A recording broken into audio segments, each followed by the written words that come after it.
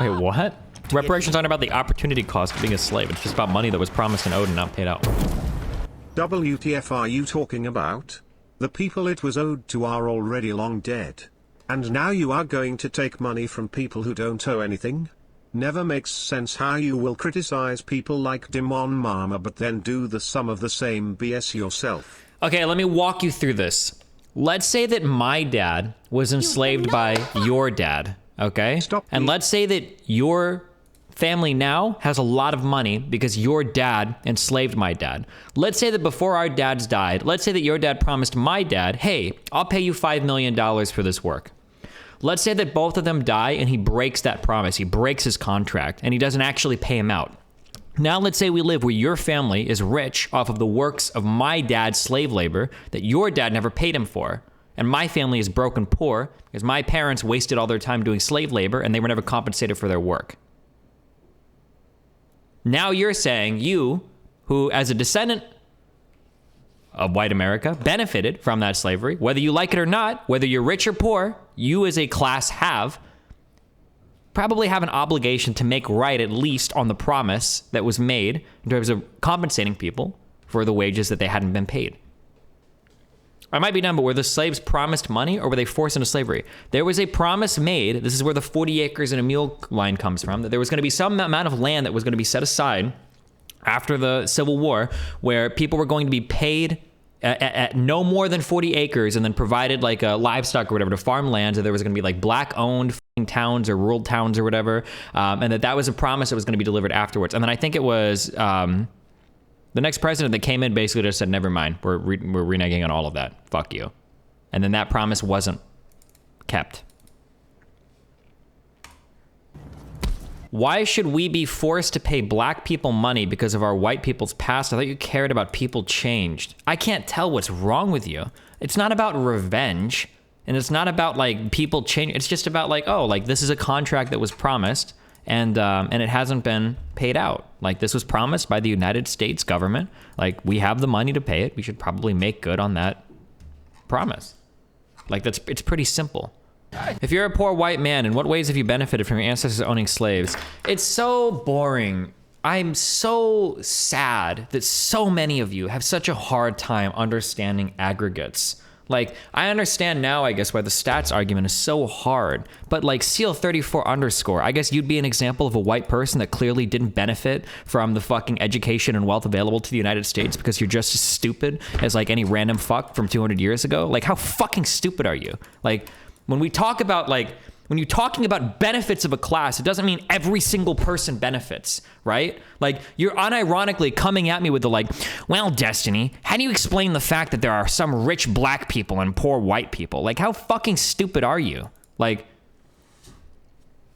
do you have a benefit when you go to the gym and you're young as a man? People that are fucking 18 years old have massively higher testosterone than somebody that's 35 or 40, right? Like your ability to build muscle and burn fat as a young man is massive. Now, I could make that statement, and the equivalent of what you just did is you coming at me and going, really? Hold on. What about all these fucking nerdy kids that are 18 that don't work out? And I know some power lifters that are still in their 30s and 40s. Totally proved you wrong there, Destiny. Like, what the fuck kind of stupid fucking argument are you making? Like, you can talk about things in an aggregate. That doesn't mean that it's going to apply every single time, right? So when you say something like, well, what about poor white people? How did they benefit from slaves? Who knows? Maybe if there were no slaves, maybe instead of poor white people, maybe they'd be dead white people. Or maybe their parents would have never fucking survived some fucking childbirth. Who the fuck knows? Like, on an aggregate, everything I say is true. For every single hyper-specific individual circumstance, of course not. This is why things fall on a distribution. This isn't why everything isn't exactly one thing. Like, Jesus Christ. Where would the money for reparations come from? I don't know, the federal fucking government. Destiny, what about European immigrants, you fucking moron? You just hate white people. What? You're so stupid. It's crazy how identitarian and racialized conservatives become when you fucking talk about anything. I don't give a fuck. We're not talking right now about black people, okay? We don't give a fuck about black people, and I'm not talking about white people. I don't give a fuck about white people. I'm talking about people that used to be enslaved, as a matter of policy, in the United States. There are black people here today that wouldn't get reparations. People that immigrated here from some place who are black from like the 1900s aren't part of this conversation. We're talking about people that used to be slaves in the United States. That's who we're talking about. It's not about being black or white. Practically, how could you determine fairly who gets what? How would you determine whose families represented in the past? Was 18, first U.S. Census includes slaves. Fuck, there was 18, is it 1870? 1874? Why is this date popping up? I don't remember. I had all this information handy for was it 1790? I know that there was a census that happened, and it was like the first census that included all the prior like slave families. It was the first time that like every African American had been included in the census. Is it not a fair contention if you immigrated over the past 20 years? No, that's what I'm saying. Reparations aren't about white people giving money to black people. Reparations are about paying on a debt that's owed. That's it. Okay, let's just read for a little bit. I'm sorry, because apparently I don't know what the fuck people think any of this shit is. The truth behind 40 acres and a mule. We've all heard the story of the 40 acres and a mule promise to former slaves. It's a staple of black history lessons, and it's the name of Spike Lee's film company. The promise was the first systematic attempt to provide a form of reparations to newly freed slaves, and was astonishingly radical for its time, proto-socialist in its implications. In fact, such a policy would be radical in any country today. The federal government's massive confiscation of private property, some 400,000 acres, formerly owned by Confederate landowners, and its methodical redistribution of former black slaves. What most of us haven't heard is that the idea really was generated by black leaders themselves. It is difficult to stress adequately how revolutionary this idea was. As the historian Eric Foner puts it in his book, Reconstruction, America's Unfinished Revolution, 1863 to 1877, here in coastal South Carolina and Georgia, the prospect beckoned of a transformation of Southern society more radical even than the end of slavery. Try to imagine how profoundly different the history of race relations in the United States would have been had this policy been implemented and enforced. Had the former slaves actually had access to the ownership of land, of property, if they had a chance to be self-sufficient economically, to build, accrue, and pass on wealth. After all, one of the principal promises of America was the possibility of average people being able to own land and all that such ownership entailed. As we know all too well, the promise was not to be realized for the overwhelming majority of the nation's former slaves, who numbered about 3.9 million. We have been taught in school that the source of the policy of 40 acres and a mule was Union General William T. Sherman's Special Field Order No. 15, issued on January 16, 1865. That account is half right. Sherman prescribed the 40 acres in that order, but not the mule. The mule would come later. But what many accounts leave out is that the idea for massive land redistribution actually was a result of a discussion that Sherman and the Secretary of War Edwin M. Stanton held 4 days before Sherman issued the order with 20 leaders of the black community in Savannah, Georgia, where Sherman was headquartered following his famous March to the Sea. The meeting was unprecedented in American history. Today, we commonly use the phrase 40 acres and a mule, but few of us have read the order itself. 3 of its parts are relevant here. Section 1 bears repeating in full. The islands from Charleston south, the abandoned rice fields along the rivers for 30 miles back from the sea, and the country bordering the St. Johns River, Florida, are reserved and set apart for the resettlement of the Negroes now made free by the acts of war and the proclamation of the President of the United States. Section 2 specifies that these new communities, moreover, would be governed entirely by black people themselves. Hold on one second.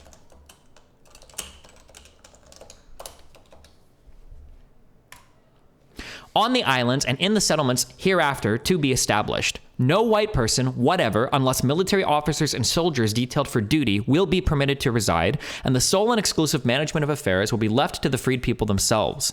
By the laws of war and the orders of the President of the United States, the Negro is free and must be dealt with as such. Finally, Section 3 specifies the allocation of land. Each family shall have a plot of not more than 40 acres of tillable ground, and when it borders on some water channel with not more than 800 feet waterfront, in the possession of which land the military authorities will afford them protection until such time as they can protect themselves, or until Congress shall regulate their title. With this order, 400,000 acres of land, a strip of coastline stretching from Charleston, South Carolina, to the St. Johns River in Florida, including Georgia's Sea Islands and the mainland 30 miles in from the coast, as Barton Myers reports, would be redistributed to the newly freed slaves. The extent of this order and its larger implications are mind-boggling, actually. Who came up with the idea?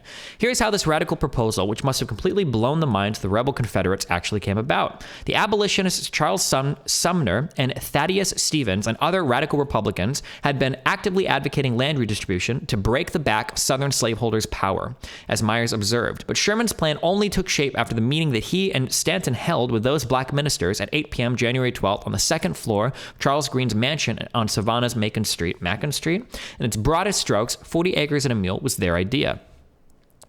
Stanton, aware of the great historical significance of the meeting, presented Henry Ward Beecher, Harriet Beecher Stowe's famous brother, a verbatim transcript of the discussion, which Beecher read to his congregation at New York's Plymouth Church, and which the New York Daily Tribune printed in full in its February 13th, 1865 edition. Macon. Sorry, okay. Stanton told Beecher that, for the first time in the history of the nation, the representatives of the government had gone to these poor, debased people to ask them what they wanted for themselves. Stanton had suggested to Sherman that they gather the leaders of the local Negro community and ask them something no one else had apparently thought to ask. What do you want for your own people following the war? And what they wanted astonishes us even today. Who were these 20 thoughtful leaders who exhibited such foresight? They were all ministers, mostly Baptist and Methodist. Most curious of all to me is that 11 of the 20 had been born free enslaved states, of which 10 had lived as free men in the Confederacy during the course of the Civil War. The other one, a man named James Lynch, was born free in Maryland, a slave state, and had only moved to the South 2 years before. The other 9 ministers had been slaves in the South who had become contraband, and hence free, only because of the Emancipation Proclamation when Union forces liberated them. Never mind. Their chosen leader and spokesman was a Baptist minister named Garrison Frazier, aged 67, who had been born in Granville, North Carolina, and was a slave until 1857, when he purchased freedom for himself and his wife for $1,000 in gold and silver. As the New York Daily Tribune reported, Reverend Frazier had been in the ministry for 35 years, and it was he who bore the responsibility of answering the 12 questions that Sherman and Stanton put to the group. The stakes for their future of the Negro people were high. And Frazier and his brothers did not disappoint. What did they tell Sherman and Stanton that the Negro most wanted? Land. The way we can best take care of ourselves, Reverend Frazier began his answer to the most crucial third question, is to have land and to turn it and till it by our own labor, and we can soon maintain ourselves and have something to spare. We want to be placed on land until we are able to buy it and make it our own. And when asked next where the freed slaves would rather live, whether scattered among the whites or in colonies by themselves, without missing a beat, Brother Frazier, as the transcript calls, replied that, I prefer to live by ourselves, for there is a prejudice against us in the South that will take years to get over. When polled individually around the table, all but one, James Lynch, 26, the man who had moved south from Baltimore, said that they agreed with Frazier. 4 days later, Sherman issued Special Field Order Number 15 after President Lincoln approved it. What became of the land that was promised? The response to the order was immediate. When the transcript of the meeting was reprinted in the black publication, Christian Recorder, an editorial note intoned that from this it will be seen that the colored people down south are not so dumb as many suppose them to be, reflecting north-south slave-free black class tensions that continued well into the modern civil rights movement. The effect throughout the South was electric. As Eric Foner puts it, the freedmen hastened to take advantage of the order. Baptist minister Ulysses L. Houston, one of the groups that had met with Sherman, led 1,000 blacks to Skidway Island, Georgia, where they established a self-government community with Houston as the black governor, and by June, 40,000 freedmen had been settled on 400,000 acres of Sherman land. By the way, Sherman later ordered that the army could lend the new settlers mules, hence the phrase, 40 acres and a mule. And what happened to this astonishingly visionary program, which would have fundamentally altered the course of American race relations? Andrew Johnson, Lincoln's successor and a sympathizer with the South, overturned the order in the fall of 1865 and, as Barton Myers sadly concludes, returned the land along the South Carolina, Georgia, and Florida coasts to the planters who had originally owned it, to the very people who had declared war on the United States of America. When people talk about reparations, this is what they're talking about. Not white people giving money to black people, not black people getting revenge on white people or whatever, but basically that, like, at this time, right? So if we do this from an economic and race lens, right? Well, what did these people think they needed to be like free, truly? Well, in a capitalist society, one of the most freeing things is to have capital. And back then, land, especially in highly agricultural areas, basically capital. If you have land, you have access to natural resources. You can work that land. You can make something in terms of like food, in terms of economy, in terms of clothing. Like it's an important thing to have, not just because it gets you money, but because it builds long-term wealth that can be passed down from generation to generation. But that was basically stolen back from them. It's like, nah, actually, we changed our minds. Like, get bent, fuck off. When people talk about like reparations, this is kind of what we're talking about. It's like, at the very least, even if you're a rich black person, like there was a debt that was owed to you that was stolen from you. Vosh in chat says they wanted the means of production. Unironically, yes, right? That was the vision at the time, was owning that capital is freeing. Because how free are you in a society if you have no access to any of the capital, especially if that capital all conveniently seems to fall on race lines? But yes, when we talk about like reparations, if this promise was never made, would you still be in favor of reparations? No, then we talk about like redistribution or tax policy to right the wrongs of society. But I think for reparations, I think that is a very specific conversation topic that, okay, anyway, there, okay. Fuck the rest of this video, I don't care. All right. Do you support cash payments or a broader investment/infrastructure program in traditionally black communities? I think that the only right way to do it, there are two ways to do it. One way which is more realistic, second way. First of all, fuck investment in black communities or fuck any of that shit. If you were owed a debt, you should be paid in cash.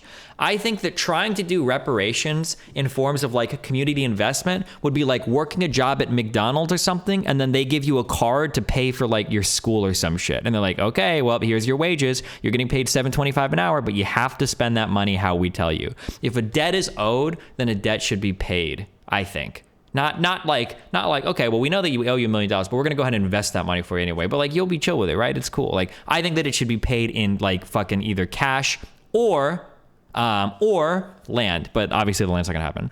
I have concerns about this, but I get it. I understand there are concerns. So the analogy that I gave before, and I guess it triggers some people, but like if you paid it out to black people and you're the most racist person in the world and you're worried that they're gonna waste it on fucking on fried chicken and watermelons or whatever crazy shit, even if every single black person wanted to waste every single dollar of the reparations, even if they wanted to, it's their fucking money. It's their right to do so. You have no fucking right to tell somebody how to spend their money. Like, that's it. Like, it's as easy as that. No matter what you're worried about them wasting it, that's not your worry. It's theirs. It's their money. They have a right to spend it exactly how they want. Even if it is less effective at alleviating the okay, I can't. Okay, I'm done talking about this now. Because I feel like I've said the same thing a million times, but for some reason it's not clicking. Reparations are not about alleviating the suffering of black America. Reparations are not about catching anybody up. Reparations are not about making anybody's life better. Reparations are about paying a debt that's owed. I don't know how many other times or how many other ways that I can keep talking around that before some other fucking dipshit in chat types, well, what if it doesn't help their problems? Like, I don't know how many other ways I can say the exact same thing to you guys. Sorry. I'm like, Go post in a subreddit about it. I don't know how many other ways I can say it. All right. Wasn't it a gift? Why call it take it back as a debt as a gift? Well, it was a promise that was made, and then the American government like stepped back on it. Like, do you think that people would have been as comfortable with the resolution of the Civil War if this promise hadn't been made?